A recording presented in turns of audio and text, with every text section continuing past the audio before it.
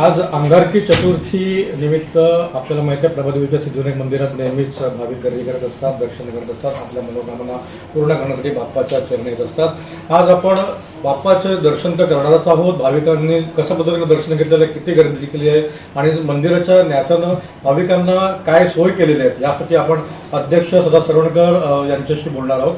सरवणकर साहेब नमस्कार। आज अंगारकी चतुर्थी आहे। अनेक भक्तजण मुंबईतनं महाराष्ट्रातनं सिद्धिविनायकाच्या दर्शनाला येत असतात। न्यासाची अशी काय सुविधा आहे, काय सोय त्या लोकांसाठी केलेली आहे? मी प्रथमतः आपल्या माध्यमातून सर्व गणेश भक्तांचं मनापासून स्वागत करतोय। आज अंगारिका चतुर्थी या दिवशी गणेशाचं दर्शन घेण्यासाठी देश विदेशातून लाखो भक्तगण या ठिकाणी येतात, गणेशाचं दर्शन करतात आणि आपल्या मनोकामना श्री सिद्धिविनायकाकडे बोलून त्या पूर्ण व्हाव्यात अशा प्रकारची प्रार्थना करतात।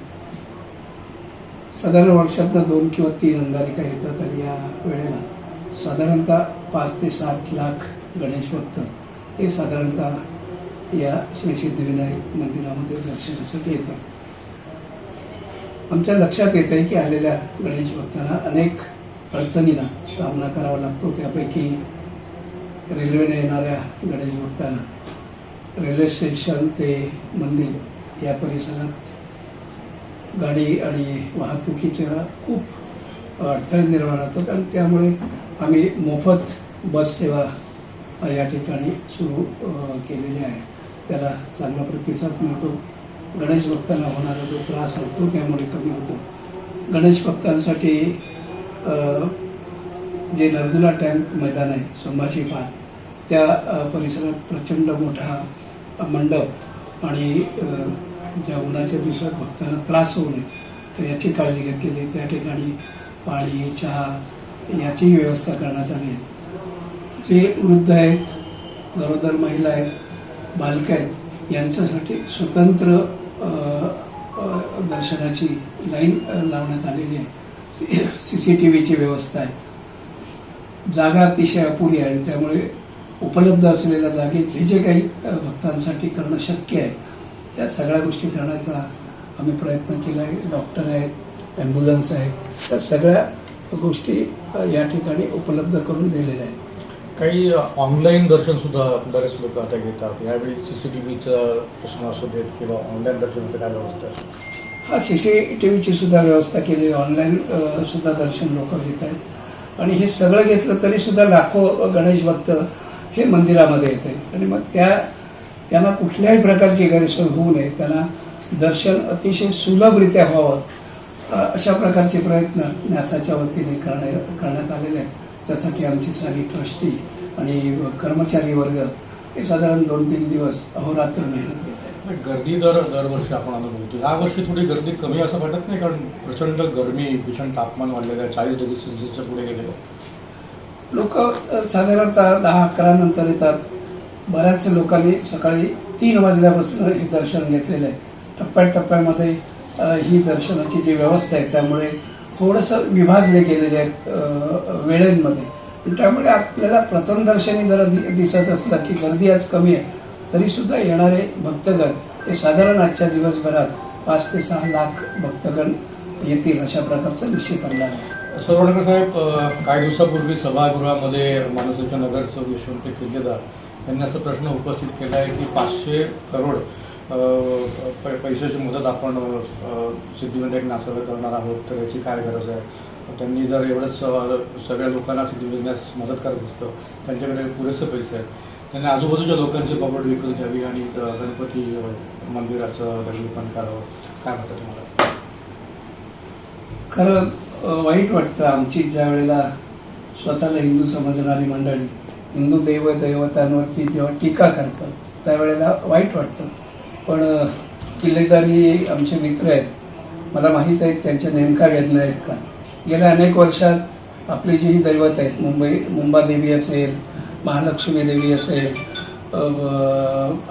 हाजी अल्ली दर्गा असेल किंवा सिद्धिविनायक मंदिर असेल, ह्या सगळ्या जी आपली पवित्र स्थान आहे यासाठी देवेंद्र फडणवीस साहेब, शिंदे साहेब या सरकारने सर्वच मंदिराचं सुशोभीकरण करणं, लाखो भक्तगण ज्या ज्या ठिकाणी जात आहेत त्यावेळेला त्या भक्तांना सुविधा उपलब्ध झाल्या पाहिजेत आणि म्हणून अशा प्रकारच्या निधी महानगरपालिकेच्या वतीने देण्याचं मान्य केलेलं आहे. मला असं वाटतं श्री सिद्धिविनायक मंदिरामध्ये गेले अनेक वर्ष लाखो भक्तगण येऊन सुद्धा आज तक या मंदिराला येणाऱ्या ज्या भक्तांच्या गैरसोयी आहेत याकडे कोणाचंही लक्ष नाही. हे लक्ष वेधून आम्ही आल्यानंतर दिलं. आज त्या ठिकाणी टॉयलेट नाही आहे, ज्या प्राथमिक गरजा आहेत या गरजा साठी कुठली जागा उपलब्ध नाही आणि त्यामुळे मुंबई महानगरपालिकेला आदेश मुख्यमंत्र्यांनी दिले की ह्या संपूर्ण भक्तांच्या गैरसोयी ज्या होतात ह्या दूर करण्यासाठी आवश्यक असलेला निधी द्या आणि तो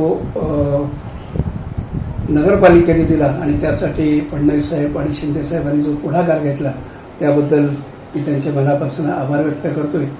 खरं म्हणजे आजूबाजूचे परिसर खाली करणं आणि सिद्धिविनायकाचं विस्तार वाढवणं ही कल्पना आमची नाही. मला असं वाटतं असलेल्या जागेत येणाऱ्या भक्तांची जास्तीत जास्त चांगली आम्ही व्यवस्था कशी करू शकतो हे आमचं प्रथमदर्शनी उद्दिष्ट आहे. आज मुंबई शहरातलं स्वतःचं मालकीचं घर कोणी खाली करत नाही. आमच्या आजूबाजूला ज्या सोसायटी आहेत वर्षानुवर्ष राहत आहेत. कुठलाही मुंबईतला नागरिक हा स्वतःचं घर खाली करून द्यायला तयार नाही. मला असं वाटतं ही मुंबई शहरातली कमी जागा ही अडचण आहे आणि त्याच्यावरती जो काही मार्ग काढायचा आहे तो काढण्याच्या दृष्टीने न्यास आणि महाराष्ट्र शासनाच्या वतीने आणि मुंबई महानगरपालिकेच्या वतीने आम्ही प्रयत्न करतो. पश्चिम बंगालमध्ये काल भारतीय जनता पार्टीचं कमळ फुललं आहे. आपण महाराष्ट्रामध्ये सत्तेमध्ये आहोत, शिवसेनेचे आपण नेते आहात. काय सांगाल, हे युद्ध एका विशिष्ट समाजामध्ये लढलं गेलं की फक्त मुदत घेऊन विरोधामध्ये? अतिशय आनंददायी ही घटना आहे आणि त्याचा आपल्याला सर्व भारतीयांना आनंद वाटला पाहिजे.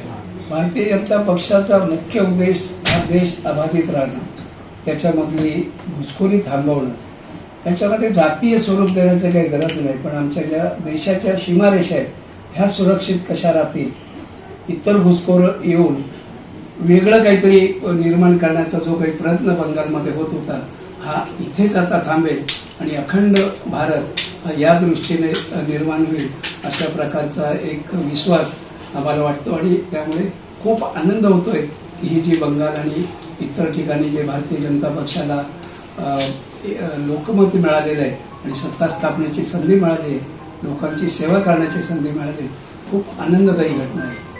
नक्कीच आपल्यासोबत सिद्धिविनायक न्यासाचे अध्यक्ष सदा सरवणकर आणि ह्यांनी जवळपास सर्वच विषयांवरती आपल्याशी चांगल्या गप्पा मारल्या.